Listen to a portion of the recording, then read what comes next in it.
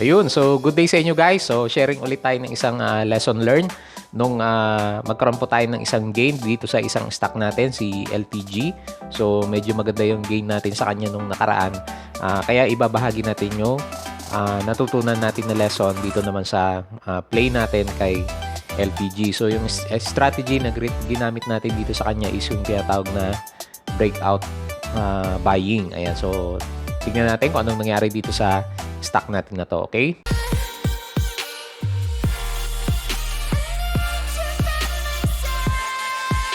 Ayun, so welcome back guys. At pag-usapan natin kung paano tayo nagkaroon ng gain dito kay LPG. So ito yung ating vlog number 43. Ayan, so madami-dami na rin tayong nilalagay na training modules dito sa ating channel. So balikan nyo po din po yung ibang mga strategies na ginagamit natin. Baka po makatulong sa inyo kung bago pa lang kayo as a stock trader or investor dito sa ating PSEI market. So, ito nga po yung topic natin is yung profit na 24,622 kay LPG. So, pero bago tayo magsimula, don't forget to subscribe dito sa ating Palabi Trader na YouTube channel. Ayan, so marami ka nga pong makukuhang ideas dito.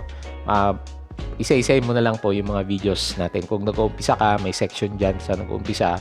Kung medyo matagal ka na, so meron din naman tayo mga fundamentals na binabahagi sa mga kasama po natin. Okay? So, diretso natin yung ating discussions.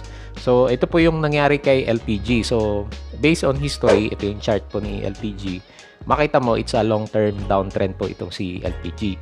So, paano natin masasabi na long-term downtrend? Kasi, yung gauge natin ng isang long-term na okay na stocks is dapat yung prices naglalaro sa taas ng ating MA 100. Pero makita nyo, majority po ng prices is nasa baba ng MA 100 bago pa man tayo magkaroon ng pandemic. So, ito yung pandemic area, itong may shaded area natin na to, kung saan nagkaroon naman siya ng negative 48% na crash po ng kanyang prices. So, makita natin dito kung isa pang gauge para malaman kung downtrend yung isang stocks.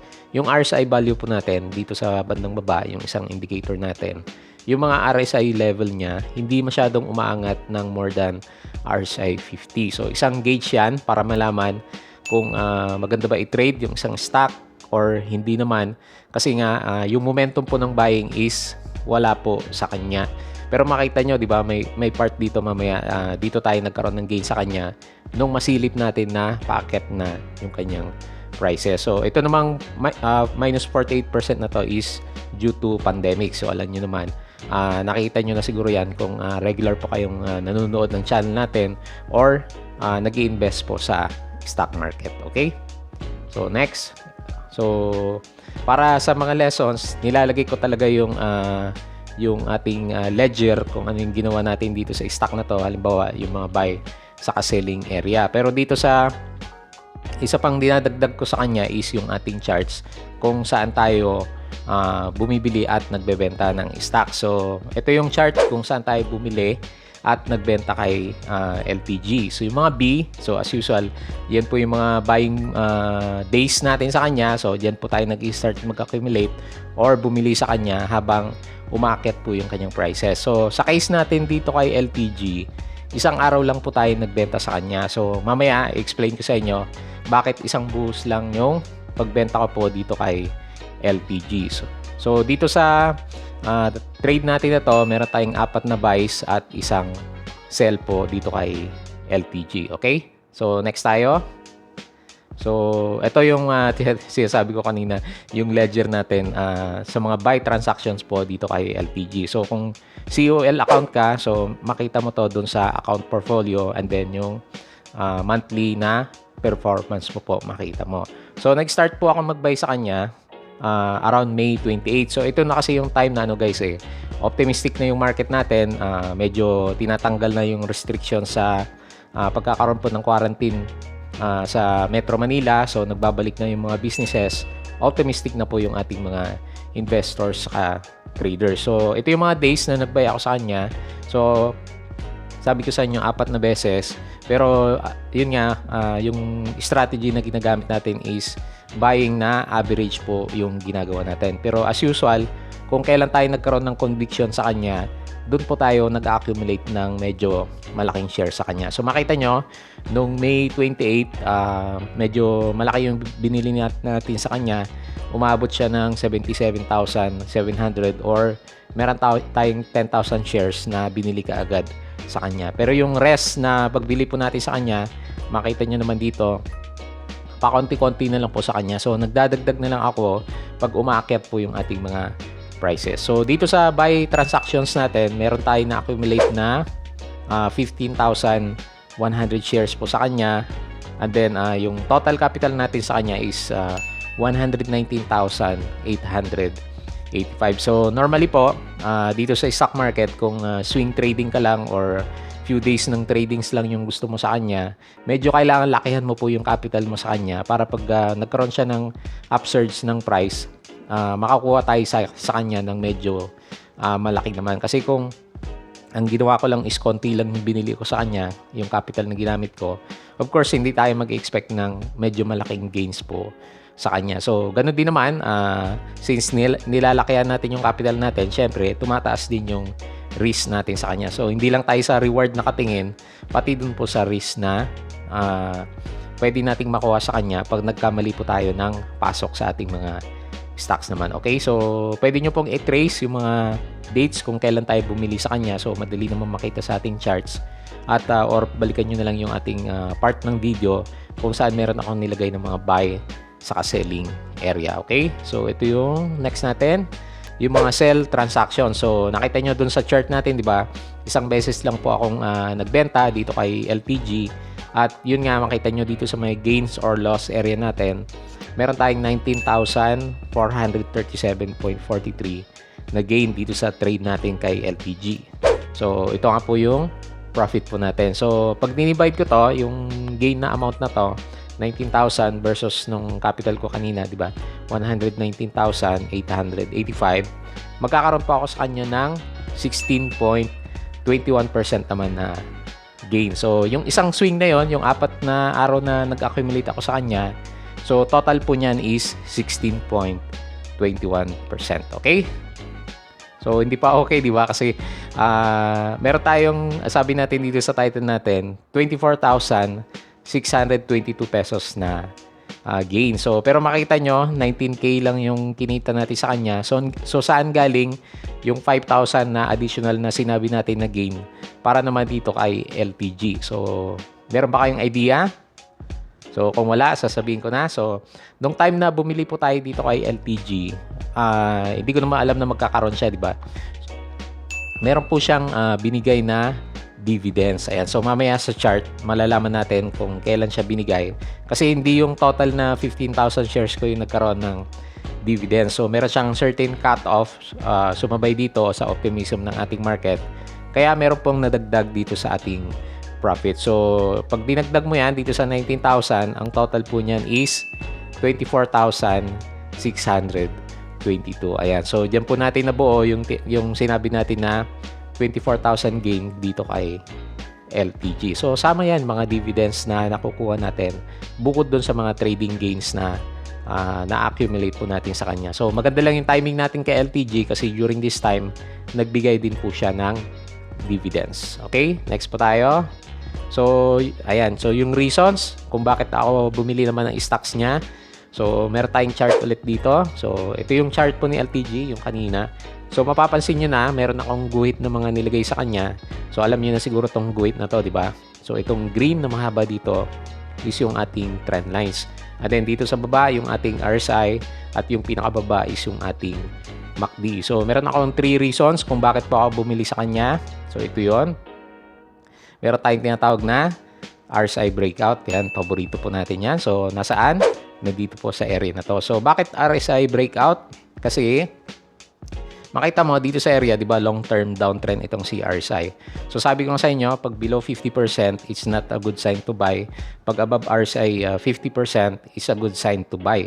So nagkataon dito sa chart po ni LPG, yung RSI level niya is hindi palaging lumalabas dito sa RSI 50. Pero nung time na to, dito sa area na to, meron na kasing konting optimism sa market natin. So nung makabreak siya sa RSI 50, sumalo na tayo kaagad sa kanya. So nakita nyo naman, yung isang buy natin sa kanya is may konting conviction yung ating pagbili. Okay, next. So meron tayo tinatawag na bullish MACD. So napaka-importante po ng MACD. So madali kasing ma-visualize kasi yung blue line is always nasa taas po ng ating red line, which is a good indicator talaga itong MACD. So ilang beses nating nagagamit siya para malaman mo na bullish na po yung momentum ng ating mga stock. So actually pwede nga si MACD lang yung gamitin mo as a gauge kung papasok ka or hindi sa isang stock. As long na magkaroon siya ng magandang sentiment sa market, magbukas yung ating MACD, maganda na pong entry yung ating mga signal sa kanya. So ano yung third indicator natin kung bakit tayo bumili dito sa stock natin na si LTG? So syempre yung pinakamahalaga is yung ating tinatawag na price breakout. So kung mapapansin nyo dito sa ating chart, meron tayong ginuhit, di ba, na trend line sa kanya. Bumili lang tayo sa area kung saan yung prices is nandun na po sa taas ng ating resistance area. So ano ba itong tinatawag natin na price breakout? So tingnan natin. So meron tayong example dito, di ba? Yung nakalagay dito sa ating picture is yung chiclet lumalabas sa kanyang bahay naman. Ayan. So para kasing breakout, di ba? So ano tong tinatawag natin na price breakout? So price breakout ang tawag natin kapag yung price ay lumabas sa taas ng isang malakas na resistance. So price breakdown naman pag bumagsak siya. So bakit doon tayo sa price breakout na pataas bumibili? Kasi malaki po yung possibility na mag-move ang isang stock sa direction po ng ating breakout. Kaya sabi ko nga sa inyo sa mga reviews guys, once bumagsak sa ilalim ng support lines yung ating mga prices, watch out kasi there's a good chance na babagsak po yung ating mga prices. Okay? So next tayo. Mas mataas ang opportunity na kumita kapag may kasamang volume or good market sentiment. So dito kay LTG, meron siyang konting palaman na volume, and then yung very good news is yung pag-lift po ng ating mga GCQ sa buong Pilipinas, which is good sign kasi halos lahat naman ng stocks during this time is tumaas naman talaga. So pero sa atin, may mga rules pa rin tayo na sinusunod kahit papano para hindi po tayo basta pumapasok lang sa isang stocks ng wala namang magandang dahilan sa kanya. Okay? So sana nakatulong itong definition natin ng price breakout naman sa iyo kasi yung mga susunod na videos natin may mga price breakout trades din po tayo. Okay? So bakit naman ako nag-sell? So ito yung sinasabi kong rules na sinusunod ko sa kanya. So balik natin yung ating chart. So makita nyo, tinakpan ko muna yung ibang candles.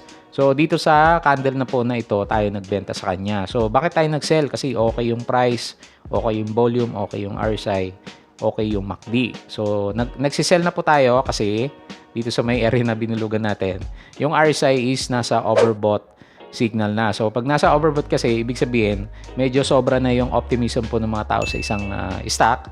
So sabi natin, be greedy when others are fearful, and fearful when others are greedy. So yan yung reason kung bakit ako nagbenta kasi overbought na po itong si LTG. So ibang case guys, yung overbought na tuloy-tuloy na umakyat yung prices kasi sa mga cases po na ganoon, meron pong catalyst yung isang stock kaya patuloy po siyang umakyat. Si LTG sa case naman natin is umakyat lang siya dahil meron pong optimism sa ating market. Okay? So punta tayo sa mga charts para makita natin kung ano yung itsura or status na po nitong si LTG sa ngayon. So buksan natin yung ating chart. At yan, bago tayo mag-discuss dito, so plugging ulit ako.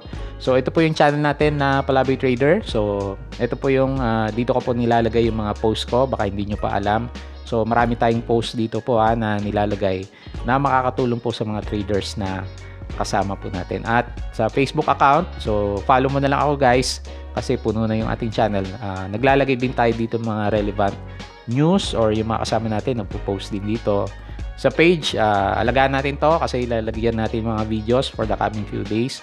And then dito sa ating Twitter account, follow mo lang ako para sa mga significant news na nire-retweet po natin. So balikan natin si LTG. So makita mo na overall chart ngayon presently ni LTG. Nagkaroon pa siya ng isang green candle after natin mag-sell, which is sayang, di ba? Pero okay lang kasi sumunod naman tayo dito sa ating rule. So kung makita mo, so overly optimistic na sila dito kasi medyo mataas na nga po yung ating price, and then meron siyang overbought level. Pag ginawakan ko naman siya ng matagal, kaya may rules, maganda yung rules eh. So actually, bumalik na sa buying price natin yung kanyang price dito sa around June 29 na trade. So nakaka-stress yung ganyan, di ba? Meron ka ng gain sa kanya na malaki, and then suddenly magre-revert back yung ating prices kasi nagko-correct nga naman talaga yung ating market. Kaya pag may malaking gain na kayo sa stock market, is a good at good trade na siya. So learn to take your profits kasi yung condition po ng market ngayon is pandemic, hindi po siya masyado maganda. So pag may mga bounce na ganyang kalalaki is kukunin na dapat natin siya kasi nakita mo naman ang nangyari sa kanya. Lahat po ng stocks natin is nag-retrace pabalik na sa kanilang mga breakout levels naman. Okay? So yun yung takeaway natin. So maganda, nag-recover ng konti si LPG, pero kung hindi ko kinuha yung profit ko, wala sana akong 24,000 na gain sa kanya sa ngayon. Okay? So yun lang ang gusto nating iparating dito sa trade natin kay LPG. So balik tayo dito sa ating discussions at bago tayo mag-close, so don't forget to subscribe dito sa ating Palawi Trader na YouTube channel. So sana po meron kayong nakukuha mga ideas dito guys ha. So wala naman tayong ibang objective kundi mag-share ng ating knowledge.